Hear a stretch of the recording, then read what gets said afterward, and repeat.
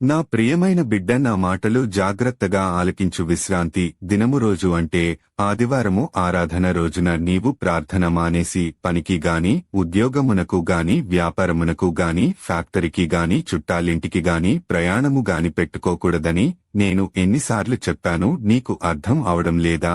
నీవు అర్థం చేసుకోవా? ఈ దేవుడైన ప్రభువును, సృష్టికర్త అయిన దేవుడను నేనే కదా.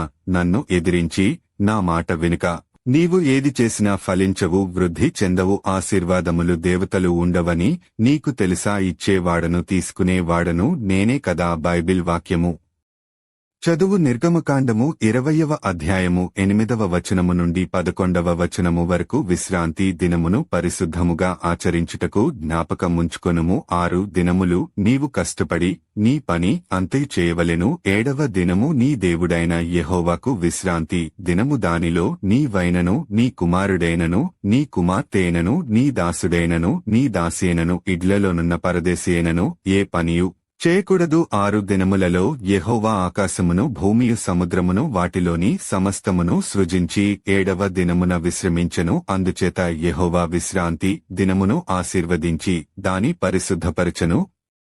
ఇకనైనా ఏనాడు కష్టమొచ్చినా, నష్టబుచ్చిన, బాధలు వచ్చినా, ఏమి వచ్చినా విశ్రాంతి దినమును అంటే ఆదివారము ప్రార్థన మానకుండా ఉంటే నిన్ను, కుటుంబాన్ని ఆశీర్వదిస్తాను. ఆమెన్.